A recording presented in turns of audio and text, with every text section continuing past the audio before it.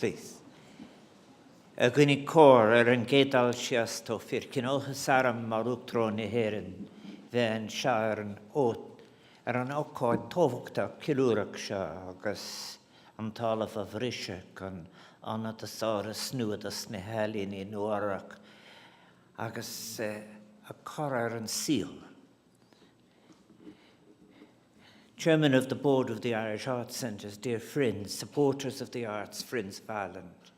As I have just said in Irish, it is such a great privilege to be here as President of Ireland on such an important occasion, when something new that will express Ireland and Irishness and its contribution to a world that is in conditions of great change but is empowered by imagination is taking place. It has been a great privilege to meet so many people who have been responsible for achieving this day. And as I've said in Irish, I say again, I speak in Irish. Very many people of the Irish, people who came to the United States in the 19th century, and very particularly in the tragic circumstances of the second half of the 19th century, spoke Irish as they came off the boats. And it's a privilege to be able to come to New York as President of Ireland and still be able to say that that language is alive and well. So míle buíochas as an fíorcin fóilte d'Irish of Romhain, Reb ma van céile saibhín, níd atá teasta lum, agus an terra stan an rialtas ceatran sapón atá teasta lum. I'll now go into the other language which Irish America used in, but may I say how very important it is. When Sabina and I visit different parts of the Irish community in different parts of the world, and I very much define my presidency as a president of all of the Irish, wherever they may be.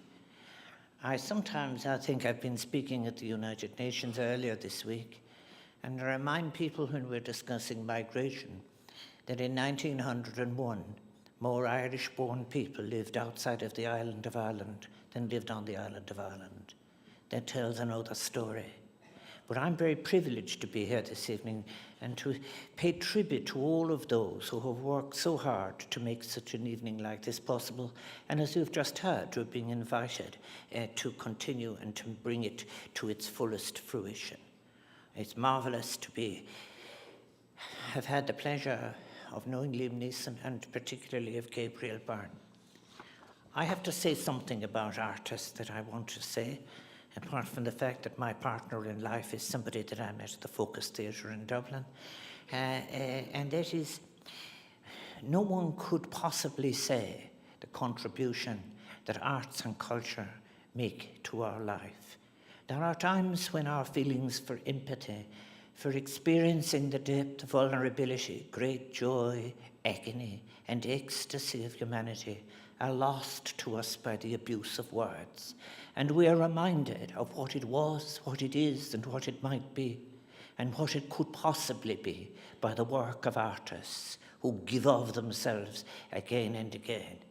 And tonight you will hear people like Martin Hayes and Dennis Cahill and Declan O'Rourke and the wonderful Camille O'Sullivan.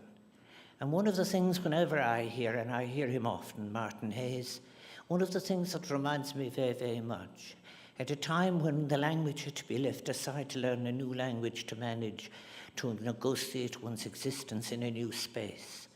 The language, the music continued not just intact, but it went to the Appalachians and it went to the minorities, it went to the different places. And it crossed the Atlantic again and again and continues to do so. And on Rodata an Nishnilcha one Crochiocht and Sauliacht, those two beautiful words in the Irish language, Crochiocht, which is creativity, Sauliacht, which is imagination. In the new arts centre that is going to replace a place that was kept alive over decades, and I pay tribute to those who kept the centre from which I have just come, kept it going. I think it's going to be wonderful to realize that in the new building you will be able to see people and hear people doing what artists do best, achieving excellence, but not achieving excellence for something that is to be somehow or another metrically measured, but offering it to humanity to be able to recover the best of themselves. When I was Minister for Culture, it occurred to me again and again 25 years ago about the powerful emancipatory purpose of the arts. No matter what the economic circumstances, no matter what else is going on, we should never exclude our citizens from the possibility of remaking their lives and allowing their soul to animate the possibilities that remain for them na féidireachtaí atá an. And the idea of coming to a place, the reimagining of what was once a local repair shop, embedded into the daily life of New York, a city of humanity into which so many lives are poured and which continue to be poured. Its transition into a cultural space for Irish theatre, dance and music exemplifies, if you like, the legacy of the spirit of tradition, but also something that is very, very important, Ireland's global community, which is celebrated again and again intricately into artistic life. It is one of the natures of the Irish experience. I have been speaking about a language that had to be adopted to be chosen as the language of negotiating life. But within a century, 4 Irish writers would win the Nobel Prize for literature in that language. I actually should add a 5th on because Eugene O'Neill really belongs to the Irish repertoire. But I think that what is very, very important about it is in what we are doing now. We live in a shared vulnerable planet, and what will come out of the new centre in its celebration of the importance not just of culture as legacy, but culture as transacted in daily lives and imagined, saolaíocht, imagined into the future, will encourage a great empathy for the world. A world that needs to recover and celebrate its humanity in all its vulnerability, in all its graciousness. I do want to say thank you, therefore, to all those who have made all of this possible. Irish culture will never and must never and should never be packaged. It doesn't belong in a package. It is not capable of being bundled up, wrapped or tied, because it would break from such restrictions. And that is what you will find this evening, in a way, of those who have listened and taken songs, and those who have encountered music, and those who have looked at the world and said, this is something to which I would like to attach my personal capabilities and possibilities. Irish culture is continually changing, and it belongs to all of the Irish, in all of their circumstances, in all of their vulnerabilities and all of their successes, wherever they are on this planet. And this evening's concert, all I want to say to you is this. As President of Ireland, I am privileged to be in the company of these artists again. And I'm privileged to be in the company of these artists who are here at the invitation of a generous community that has kept the very core of Irish essence and Irishness going through the arts and culture, and who have taken all of the difficult meetings and the fundraisings and whatever to make sure that you'll have something that is worthy of these artists and the many more will come into the future. Is mín le mar sin cógáchas í anmh leis na cultúirí is na halintóirí a mégur ás ar góra nacht. Leis na háránach atá ghlacadh póirte san achud ciúra seo.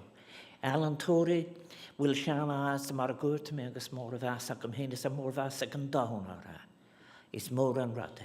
Tonight we celebrate our Irish culture, our Irish community in New York and in the New Arts Centre, which symbolises a new chapter in the history of the Irish and the Irish American in this great city. And I thank all of those who have welcomed the Irish, those who have helped the Irish, those who have welcomed them. And we place our culture and our talents available to you this evening. So let yourself enjoy it. I don't have to say that. It will happen to you. There can be no better way to celebrate than through the idea of sharing. Hundreds of years ago, they would say, is the only deficiency a man could have had or a woman in an Irish community. Now to be a far gone auron, no a ban gone scale, to be a woman without a story or a man without a song. Tonight, we have the privilege of telling us of those, not something that has been kept alive, but something that is imaginatively powerful, because it is the exercise of our powerful imagination. And as I coming from the United Nations as I have, where the concentration is on building peace, I sometimes say, if we had allowed the music of the heart of the artists and the cultures of the world to define how we used words, would we not be the richer place? So tonight, let's have a great evening. Mille buicas. Thank you very much.